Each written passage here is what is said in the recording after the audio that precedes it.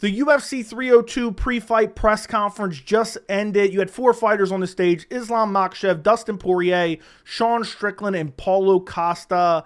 And I think the main discussion around this press conference is going to be the stare down at the end between Islam Makhachev and Dustin Poirier, which kind of got dramatic a bit. But you really couldn't tell what they were saying unless you're a really good lip reader. But luckily, since the press conference, Dana White posted kind of like his view, even though he wasn't there. So like the embedded view where you can actually partially hear what Dustin Poirier and Islam Makhachev were saying.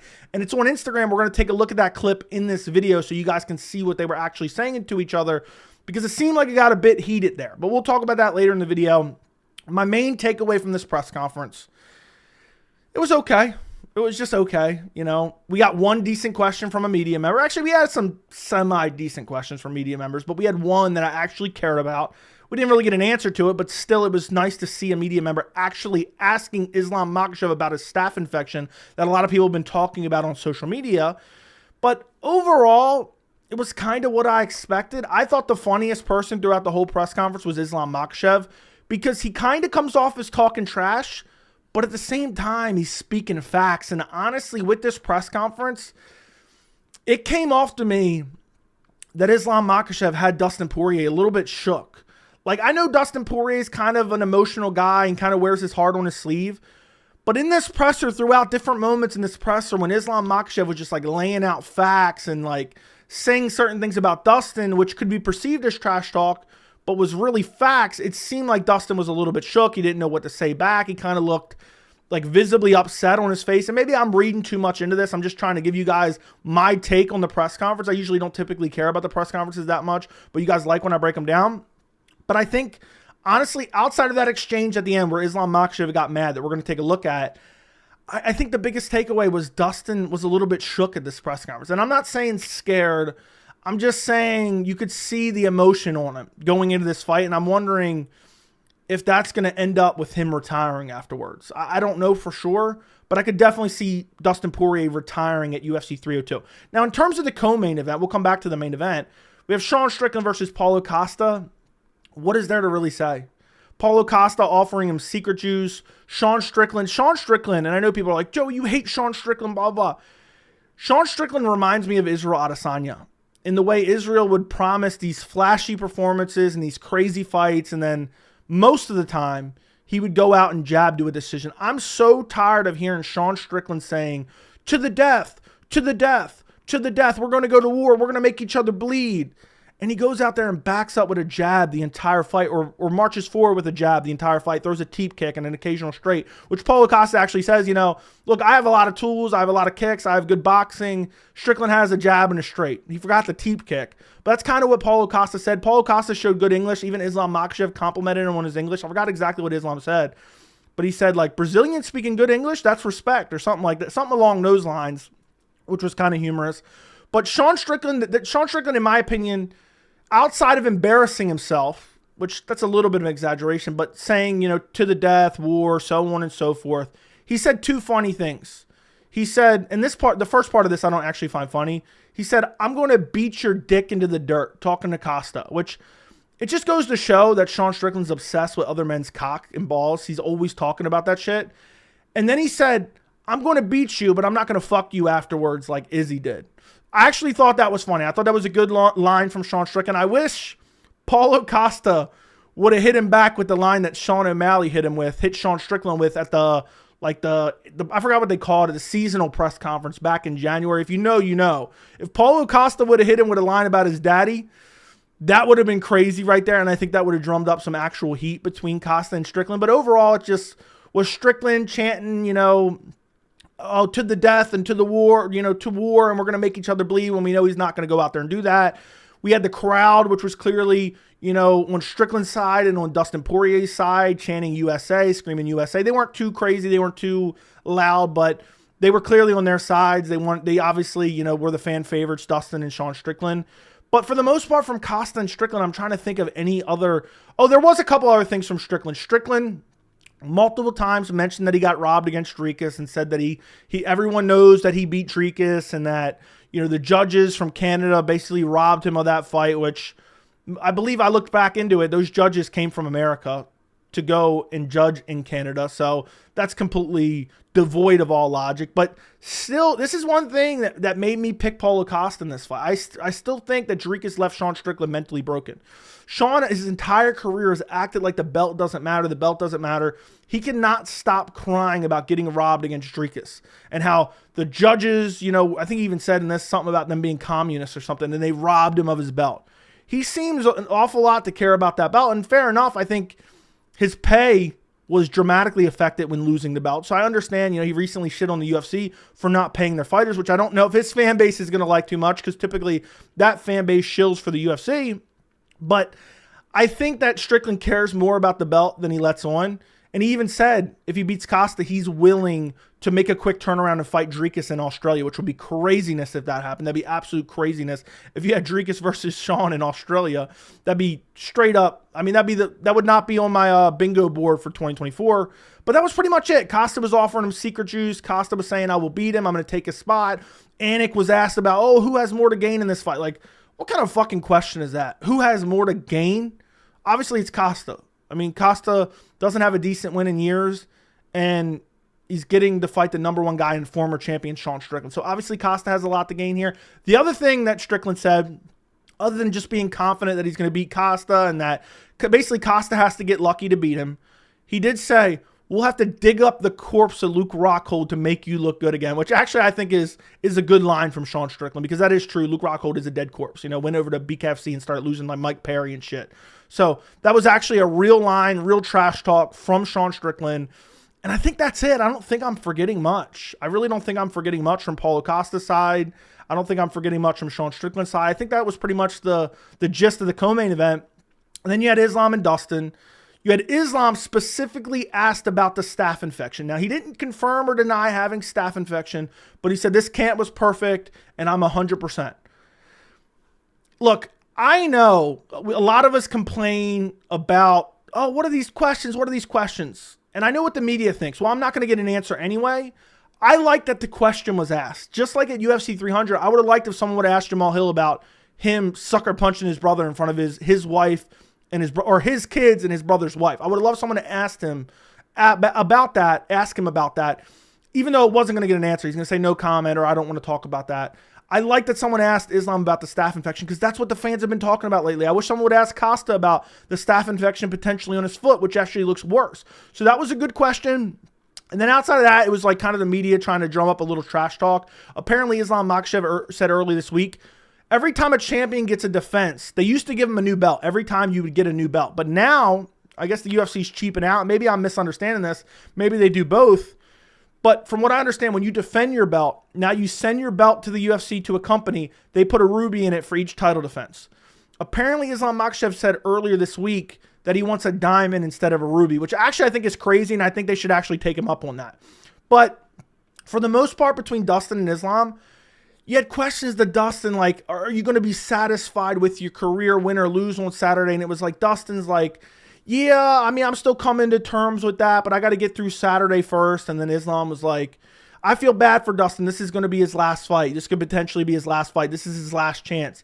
And then Islam said a couple times, look, Dustin's very good. I think he even said Dustin could be champion. But every time he fights a grappler, like me, like Khabib, like Charles Oliveira, he always loses. And the best exchange between, you could see Dustin was a little bit shook. He was pulling the old Lene.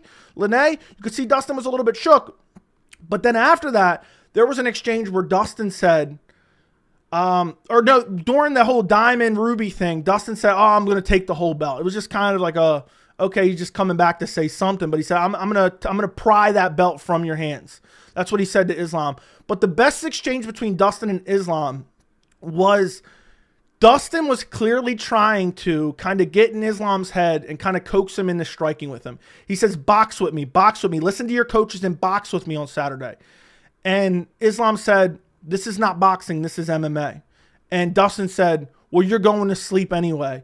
And Islam said, if you don't tap, you're going to sleep. And I thought it was just a good exchange, because Islam's like, this isn't boxing. This is MMA. You're not going to goad me into following whatever game plan is most conducive to getting you a win. I just, in my opinion, that was kind of some of the best remarks from the whole press conference. Like, look, this isn't boxing. This is MMA. And he also said, and it actually pissed Dustin off. They were asking about the guillotine. You know, the guillotine has been the big discussion this week. Oh, was Dustin going to go for the guillotine? And Islam said, yeah, I'm going to try to get a guillotine so I can show him how it's actually done. He's got a bad guillotine. I'll show him how to get a guillotine.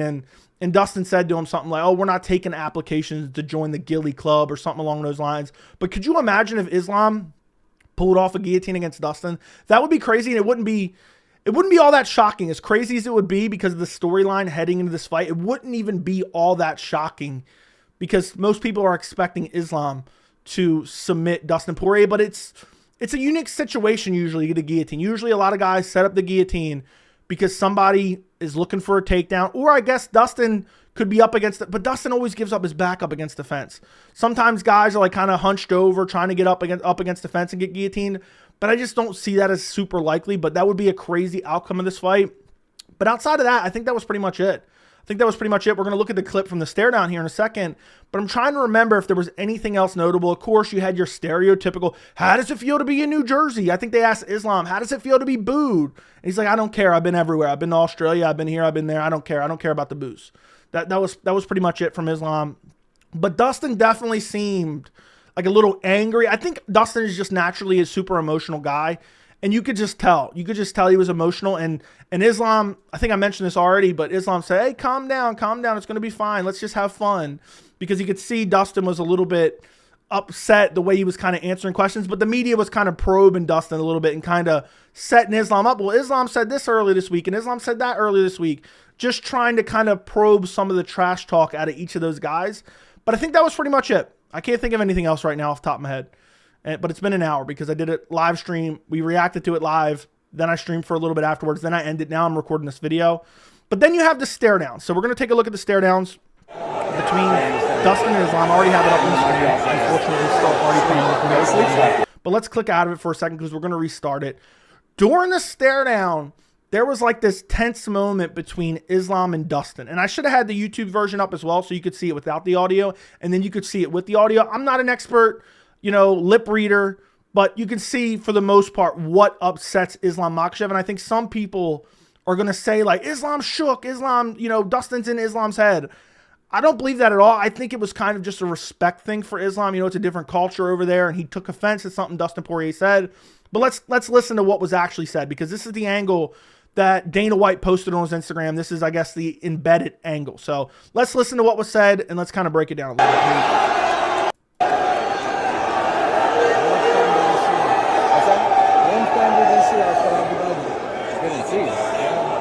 I don't know what was said there. I'm going to knock you out Saturday. I'm going to sleep cycle. I'm a sleep cycle. You're going to be diving from my legs, praying. You're going to be diving from my legs.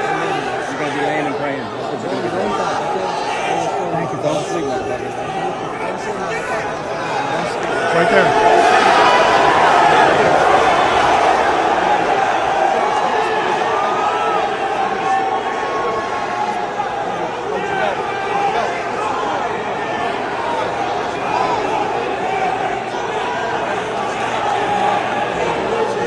I have respect for you, brother.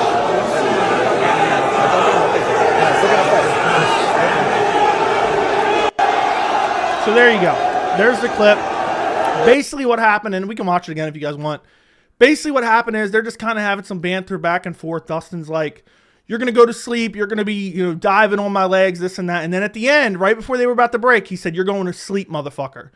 And those guys over in Dagestan, those guys over in Russia, I don't claim to be an expert on that, but they don't like stuff like that. Like in America, it's a little bit different. That's not really a super offensive term anymore. It used to be kind of, but it's not anymore. And you could see Islam immediately, and I wish I had the YouTube version up right now, but you could see Islam immediately change his demeanor. We'll watch it one more time real quick, but it was just basically some back and forth.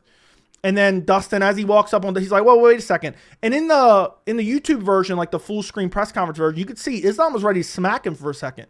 Islam, and I'm gonna give my opinion more on it in a second, but we'll watch it one more time real quick, just the exchange real quick.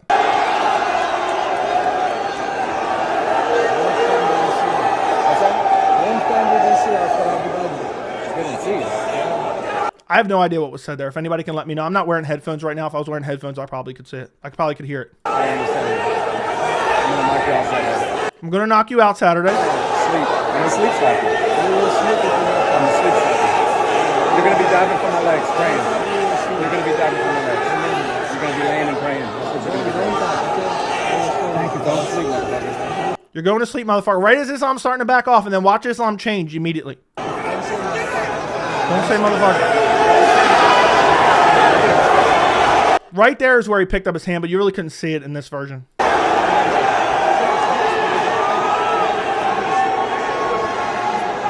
And I think Islam's saying something like, don't disrespect me like that. I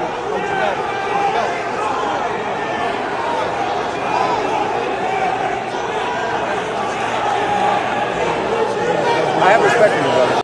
And then Dustin says, I have respect for you. I think it's because Islam's saying, don't disrespect me like that. And you know how these guys are. They take, you know, stuff like that, they take really offense to. And then Dustin just says, you know, I respect you. We're going to fight Saturday. So that's the gist of it. My take on that, before we end this video, my take on that is I know people are going to say, oh, Dustin's in Islam's head. No, I just think, and I think some people are going to say Islam's super sensitive. Look, I can't say to know exactly how they feel over in their culture about that. But obviously it took serious offense to that. And he said, look, don't say that to me. Don't say that to me. I think Islam is like, he's thinking of it from like a public perspective. He can't let Dustin speak like that to him in public. He wouldn't let him speak like that to him in private either. But my point is, he's like, you know what? I got to say something right here, right now. I got to deal with this right now. And there's no doubt in my mind. You know, I know a lot of people like to hate on the Dagestani guys. They're about that life. There was no doubt in my mind if Dustin kept disrespecting him right there. There's no doubt in my mind we're getting a brawl right there on stage, which would have been insanity and it would have promoted the fight had they both came out of it unscathed and uninjured. But either way, I just think this is a little bit of an extra layer. I feel like Dustin, you know, some people in my chat when we were watching, they were, oh, Dustin must have said something about it, you know, where he's from or, you know, his religion. I don't think Dustin would ever go there. I don't even think Dustin meant that in an offensive way. I don't even think that. I know that Dustin didn't mean that in an offensive way. You know, in America, we kind of say those types of things and we don't really mean anything by it. He just said it. And Islam and his culture is like, no, that's an absolute no-no. You know how Habib is about his parents and his mother, and it's kind of evolved over in America where in other parts of the world it hasn't evolved in that way. But I thought that was something interesting from the presser that we kind of got an actual like emotional reaction out of Islam, but I don't think that's going to have anything to do with Saturday. I don't think it's going to affect him in the fight on Saturday. And overall, best performance at the press conference, I think Islam did. I think the whole, you know, diamond instead of a ruby. I think the whole relax Dustin, you know, I think the whole I feel bad for Dustin. This could be his last fight. And Dustin always loses to grapplers. I think Islam had the best trash talk that wasn't even really trash talk. He was just speaking facts. I thought he had the best performance. Then you had Strickland with his couple funny lines. But really, I find Strickland cringe because it's like Strickland's press conference performances remind me of Izzy's Undertaker walkout. It's all talk and then no action. And, you know, somebody even alluded to, you think Paulo Costa is willing to go to war with you? Like, Costa's willing to go to war in every fight. Strickland's the one that's not willing to go to war. I think that's something I didn't mention earlier. But overall, it was an okay press conference. I didn't really enjoy it all that much. But let me know what you guys think down in the comments. Like the video, share the video, subscribe to the channel, and thank you so much for watching.